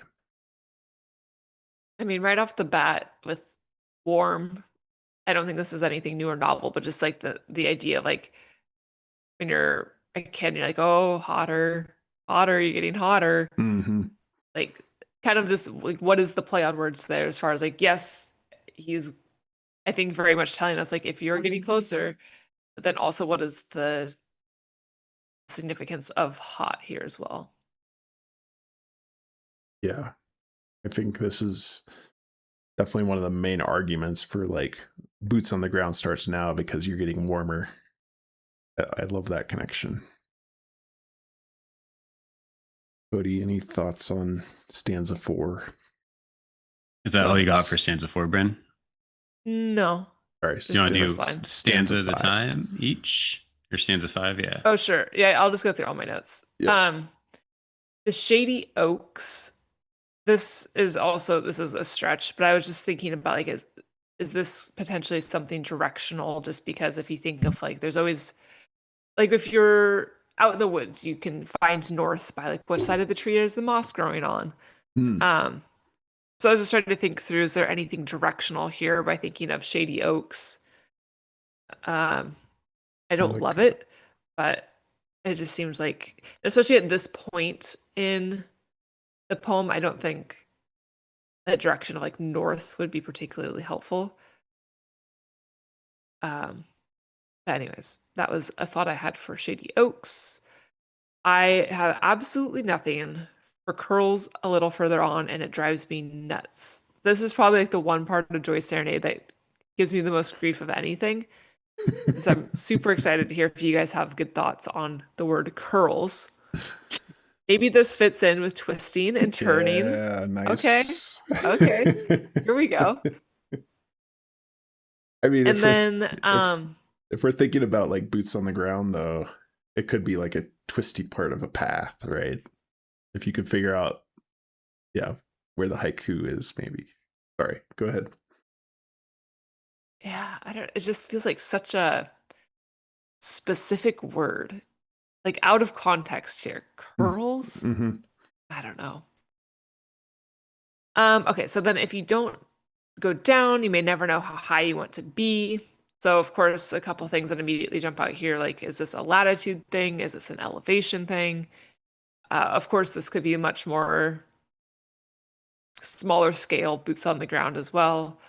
So this circles back to what we talked about earlier in the episode with like too high versus too low. And of course, Shout out to Treasure Hunt Travelers for a lot of this as well, but some quotes in the book were no reason to get too high or too low, came from the highlands and the lowlands, stakes are not particularly high. And then we have a lot of references to ascend and descend. How did this all go down? Too high a rate. Descend headlong into the unknown. Descended upon the area. Economy that rose up. Conflict sprang up. Nearing the pinnacle of his historic basketball career. So it just feels like there's a lot of references in the book about kind of this middle ground versus up and down, or the contrast of up and down as well. I like that. You had a lot more than I had. Yeah, I think that's all I have for that stanza. Okay. Just because I have my slide up. When close, the haiku curls a little farther on, pointing out that it suggests that references the haiku, quote unquote haiku, not perfect haiku, but in the front dust jacket cover. And then maybe the curls represents a reference to the bend from Amelia Earhart. She loved to bend a phrase. And maybe that's a reference to the haiku as well. I don't know. But just the thought I had. Cody, any thoughts on stanza 5? Yes. You may find shady oaks. I'm going to go ahead and pitch the Occam's razor approach. I think it's just going to be oak trees. Okay. I'm going to just take that one at face value. I'm also a subscriber to the idea of when close, the haiku curls a little further on, where few have seen it, being the haiku, quote unquote, in the dust jacket, curling around the front cover of the book. I think that pretty clean and makes the most sense to me, especially, curling around the front of the book and where few have seen it, nice. Kind of alluding to this halfway hidden. That seems to me like the most plausible solve for that one. I was fully ready to do a big old Blake Grant style rant about it not being a haiku. And I was going to say, I get that everyone likes the theory of the haiku being the dust jacket, but it's not a haiku. And I'm going to do this big long rant explaining why it's not. And I have, in preparing to do that rant, I've gone a full 180 and am now strongly on the side of it just is a haiku. Really? So this is the opposite of confirmation bias, because I was trying to confirm the other thing and it was just all the evidence was so contrary that I couldn't confirm it. I had to switch sides. I'm going to read some of my responses and trying to talk with AI about haiku. And I was saying, basically, hey, it needs to be, this is what I learned in 4th grade. It has to be this number of syllables or it's not a haiku, right? And it said, the short answer is it's not strict at all, especially in English, but historically, even in Japanese. The idea that a haiku must be exactly 17 syllables divided into a strict 5-7-5 pattern is actually a widespread cultural misunderstanding. In fact, if you look at modern prize-winning English language haiku publications, the vast majority completely abandon the 5-7-5 constraint. So really? I was whoa, that is not what I expected. I also like the idea that JCB also has a lot of experience with being in Japan, and I'm sure being immersed in some Japanese culture, and would kind of understand that probably more than I would have, just going off my 4th grade. This is what they taught me. A haiku is knowledge. And maybe wanted to even draw some attention to that, or kind of use that cultural misunderstanding as another veil by which to slightly obscure one of the clues. Reading on a little bit of the what isn't a haiku. It says, why the rule is a misunderstanding. The strict 5-7-5 rule comes from a linguistic lost in translation moment. Japanese haiku don't count syllables. They count on, sometimes called murray, which are phonetic time units. A short English syllable like cat is one syllable, but in Japanese, a short sound, a long vowel, or even a trailing end sound counts as separate on. So it's just like not, yeah, it's just like not one to one, and the syllables don't actually matter that much. Even classic Japanese masters like Matsu Basho occasionally broke the 575 on count when the imagery demanded it, sometimes writing 18 or 19 on. Today, the core of a haiku is understood to be the juxtaposition of two contrasting images, separated by a cutting pause and a connection to nature or specific season rather than a rigid math equation. I also did some more research into kind of the origin of haikus because I thought, if JCB is maybe potentially if JCB is specifically doing a different syllable count to draw attention to the fact that that's like a cultural misunderstanding, that there might be like more to do with haiku as like an art form. So haiku originally was a thing called renga, which is literally translates to linked poetry, and was basically like I picture almost like a rap battle, but it was like haikus back and forth as like a group activity. Like someone starts it, then someone else does a haiku-ish thing, then someone else does a haiku-ish thing. And it was like a game. Let's see here. Long before haiku was an independent art form, elite poets, Buddhist monks, and samurai would gather for hours, sometimes days, to write renga. It wasn't just a literary exercise. It was a highly social, fast-paced party game that required immense wit, memory, and improvisational skill. So it was like this game they did back and forth. And then what I found extra interesting is there was like a fairly well documented and universal, for the most part, like rule book that they came up with as part of this game for like rules for when you can say certain things, when you can't say certain things, how certain things have to like lead into other things. I haven't had a chance to look into it that much, but anytime that there's like rules to something is something that I like, because I feel like anything I can add constraints to try and decipher what's what with the treasure hunt. I'm always down for that. So anyway, that's a long way of saying my big takeaway is I was going to say can't be a haiku. It's not a haiku. And now I'm totally on board with it. It is a haiku. And I've learned something. Nice. Moving on. Blake has a note. Oh, sorry. I have a molten note up in note. What was the name of the haiku master that you mentioned in your notes? Matsu Basho. Okay, so Matsu Basho is a quote in chapter 23 that's used. Oh. Every day is a journey, and the journey itself is home. And my quick search says, I said, is Basho Matsu known for haiku? And granted, this is the Google AI overview. Yes! Exclamation point. Matsu Basho is the most famous poet in Japanese history and is considered the greatest master of haiku. So I don't think that's AI telling you what you want. His name came up a bunch anytime I was doing any haiku research. And before Basho, short poetry was usually just a silly, playful game, and he changed it into a serious art form that used simple descriptions of nature to express deep, quiet feelings. So it's exactly what you're talking about with kind of the formalizing it and making rules. That's quite the connection, Cody. Interesting. Okay, one more thing for this stanza. This is going to be almost like a mini what's more likely, because I'm interested to hear how you guys interpret this. I thought it was a little bit strange phrasing or interesting phrasing to say, and if you don't go down, you may never know how high you ever want to be. So what's more likely? Mini what's more likely?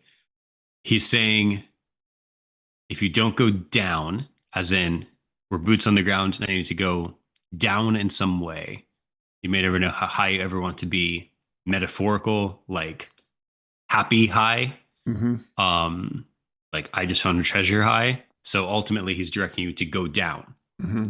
Or Alternatively, he's saying you need to go down, again, boots on the ground, some way, go down to know how high you ever want to be. So you like change your perspective or get a vantage point on then a high point that you then need to go to. And that's where you're headed. Ultimately, are you headed down or are you going down to see an up and then head up? Great question. I don't know. I think I'm 50-50. I will point out that treasure hunt travelers think that when Jon is talking about joy, he's talking about the treasure. And they have this quote, and there's no greater high I get than when I am sharing joy with others. So that would argue towards your first option, is that the high is getting the treasure, or the feeling that you get of getting the treasure. So I'll say 55% go down, 45% go down and back up, because you, as you said, you get perspective to see something new, and then you have to go up and find it. But slight go down. I would say I'm like 60-40 in the other direction, just because I think it would be very clever for it to sound like, to imply you'll never know how high you want to be, like happy, but then to also have it be a reality of like there is some sort of elevation aspect of it as well. Like it's a good twofer if that is the case, and I really like that. Yes. Cody? I don't know. Okay. I was very interested to hear from you too. I have no idea. Sounds like we're all chalk me up to 50-50, which it sounds like we're all pretty 50-50. Yeah. Good question. Okay, that's what I've got for that stanza. Nice. All right. Let me get to stanza 6 here. The sky smiles on you. The sky smiles on you. Dancers are on the land. And if you stay to see the night, it will ignite with the flame of starlight. Bryn, you have priority. Just a few high-level things. Smiling immediately made me think of the George Washington chapter, because in that chapter they say he didn't even smile a lot, which was so odd to mention. So then why do we have that smiling reference to then have another smiling reference in Joey's Serenade? With the George Washington chapter, we also had bold-faced. And in the future, if something about this treasure hunt sparks in your belly, that same fire I felt then, I will smile big and wide. Nice. So I like that also has fire connection as well with smile. Yeah, I don't know. I really feel like there's going to be some sort of smile connection with that. Mm-hmm. The dancers are on the land. To me, that feels like that has to be an Art Smith image connection with those dancers. Nice. Like, do we feel like it seems kind of crazy to feel like we're supposed to use that picture boots on the ground? But I really feel like when he's saying dancers on the land, like it's just, it almost feels so sure to me, like that has to be referencing the dancer's image.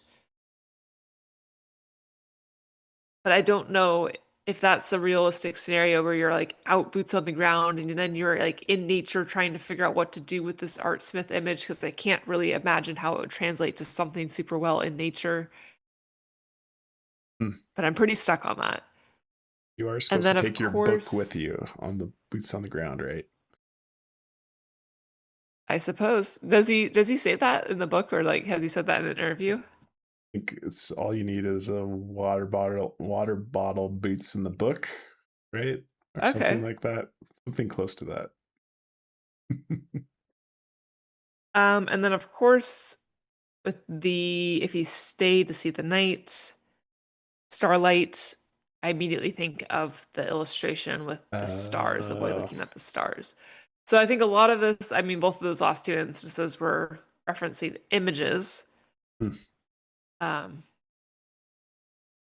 Yeah. Nothing too deep beyond that. Like all of those things. I'm surprised you didn't bring up the lighthouse idea. So I have that. I thought, were you going to say something about highlight in this episode? Oh, that's a teaser for next episode. Okay. But I I like was where going to talk about a lighthouse with where that. your mind is going. I didn't even think of that. We could talk about it next time, I guess. Yeah. Cody, thoughts on stanza 6? When I was actually doing research, I did this first part first and the second part second, which became a confirmer, but I'm gonna do it in reverse order because I don't want to give it away. Because I'm asking you guys a trivia question. So my thought for the line, and if you stay to see the night, it will ignite the flame of starlight. I've always been a big national parks fan. Hmm. So I thought, hey, I could eliminate some right now by saying, if he's telling you to stay the night or that you have the option to stay the night, if there's any national parks where you're like not allowed to stay the night, maybe I can cross those off. That would just be like a rule for it. Interesting. So I did that research. So I'm gonna ask it as a trivia question. And there's some nuance to it. So if you're gonna fact check me, you have to use like this exact phrasing because there's a couple other that are like gray area. But here's your trivia question for you two. Of the 63 U.S. national parks, which U.S. national park is the only one with no camping or overnight accommodations within its boundaries? Really? Only one. Weird. I would say Yellowstone. That was actually the first one that I thought of as well. That or Glacier. Yeah. I think you can camp at Glacier. I'm going to go Yellowstone. Incorrect. Gateway Arch National Park, the one that I talk about constantly. Really? Yeah. That's funny. Wow. Which is extra funny because the first thing I wrote down before, like the line right before that where it says the sky smiles on you was Gateway Arch National Park, another one with another example of like the big arch looking like a big smile. That's a smiling good idea. down on you. That's a really good idea. And that would be a nice connection to like our St. Louis clues, quote unquote, right? It would be a nice connection to like 50 things that I found. It's always Gateway National Park. Arcs. And the biggest detriment to that theory is always that it doesn't look like there's anywhere you could actually hide anything there. It's just a little too out in the open. Yeah. Urban. A little too urban. And then for that to be the one that comes up. Interesting. For the only one you can't stay the night at. I'm all over the place, man. Yeah. Sorry, Cody. It's rough. I think that's all I really had for that one. Yeah, the sky smiles on you, and then the stay the night. Yeah. All right, I've got a few goodies. So I was always thinking the sky smiles on you as being more celestial, with like a moon, for example. But I really like your idea about the arch. And independently, I was thinking about if there's any areas or mountain ranges that would be like considered the smiling mountain range or anything like that. So I queried AI to say, is there any place that's known as like the smiling mountain range or anything like that? And there was no good answer. The interesting one that it came up with was the Sawtooth range, because at least there's a tooth connection there. That's in Idaho. But like you, Bryn, I highlighted some of these smiling references. Other smiled glowingly at him from the Picasso chapter. Captain Fonesca grinned wide. He couldn't help but smile when he thought of her, talking about his ship. And same one you mentioned, Bryn. Sparks in your belly, the same fire I felt then. I will smile big and wide, for this is such a wonderful feeling indeed. So I don't know. Interesting that we have, two wide inferences. instances Mhm. with smiling. Yeah. I don't know what to make of that. There is a reference to the or Emerald chapter about the range. The mountains are tall, range is wide, and the distance is long. That's another width reference that we should probably pull. But yeah, the wide part is a good point. Very good point, Bryn. The other consideration about the dancers, and as you can see, I put the Artsmith dancers here, is, and I don't remember who pointed this out. I think it was a YouTuber, but all the dances on the Hopi calendar could also be a reference to the dancers on the land. There's a bunch of dances referenced in the Hopi calendar. So I like that idea as well. Mm-hmm. And then I have a picture of a lighthouse. But that's all I've got. All right. Nice. Final stanza. Now that you're here. So I would. Oh, go ahead. Oh, sorry. You can read it. You can. That's jumping in. Oh, now that you're here, all that is left remains for you.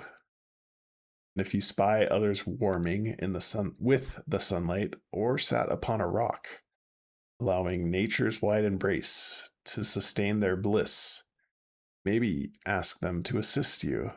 You can sing harmonies as you travel home. Another wide reference. Nice. So I will say I kind of like, I don't want to say breezed over this one, because I feel like once you hit this stanza, you're there. Kind of, he tells us now that you're here. Mm-hmm. So I think this will help give you additional clue to like the very specific spot. But in this, I pulled out all that is left remains for you, with our discussion of left and right. Nice. So all that is left for you is, I think, a great argument for Western United States. And I really liked the harmonies, because that would be singing in different notes, right? So if we had a note, harmonies would be other notes. Correct me if I'm wrong, Cody. Is that what harmonies are? People singing in different notes? Yeah. Okay. Yeah. So potentially, I mean, there's more to it than that, but yes. Potentially another note reference. And I also like the use of harmonies, because I feel like it could be something with relating back to notes and music, but also this idea of like living in harmony, which I feel like, is a nice little bow on this book with the themes of like shared human experiences. So I think that could be a nice little play on words. That's all. Any thoughts on this? Yeah. I mean, I also kind of didn't put a lot of time into this one, because I think it is going to be like the ultimate boots on the ground. Not a lot we're going to get from it at this point in the hunt. The one thing I did do was basically like a Venn diagram of searching for an animal that would warm on a rock, warm in the sunlight, be on a rock, and sing harmonies, or sing in general. And the best answer I got was a rock wren, which is a type of bird that would do all three of those things. And its habitat is basically right down the middle of the United States and west. I don't put a lot of stock, as you would say, Blake, into that, but okay. It's pretty much the only thing I did with that final stanza there. Up and down on rocky slopes. Interesting. Okay, that's a great find. Did something similar. What animals bask in the sun, regulate their temperature? I got reptiles, so lizards, common garter snakes. I did not ask about the harmonies part, Cody. I like that idea a lot. amphibians, so frogs, and other insects, bees, dragonflies, and butterflies. Like the monarch, Nice. morning cloak frequently bask. Their wings act as miniature solar panels to absorb the heat. But yeah, I don't really have anything geographical to say about that. I like your thought about that, Cody, a little bit better. The maybe ask them to assist you is really interesting. Hmm. Whatever this is, how is it going to assist you? In theory. Great question. Really good point. Right. That's Joy's Serenade solved for everybody. You're welcome. Totally solved. That's rough. You can go find it now. It's so dense. Yeah. Right. That is for sure. Hmm. I think that's the episode. One thing I was thinking about last episode too, when I look at the shape of Joy's Serenade, like I'm just curious if anyone's maybe a call to action, if anyone's like noticed any particular pattern, like the outline of the stanzas and like the Okay. pages as a whole. I did mention Just- in the last episode that there was one stanza and one sentence in the stanza where it didn't make sense to format it the way he did, unless he's specifically doing something with syllable count or word count or line count or silhouette of the structure of the poem. Yeah. At the I just think it could be something interesting to keep in mind. can't remember which one it was. Sorry, Cody.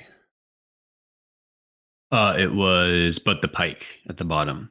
Yes. So like have that comma there and then just really strange to have those two lines like that. Yeah.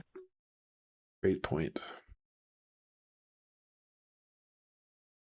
All right. So let's talk a little bit about next episode. I think we're just going to do a standard episode for the next few weeks. And then ideally, we're going to start hopping into part 2 boxes for special episodes. Ooh, scary. So overwhelming. So overwhelming. But yeah, I think especially since we're like in summer right now, I think and I don't think these episodes are going to be short by any means, but like, yeah, just like the normal segments will give us also just like a little bit more free time during our week to work on our own personal solves. So we'll get us that much closer to some boots on the ground as well. Excellent. All right. I'm going to log off. Thanks everybody for tuning in. We will catch you next week.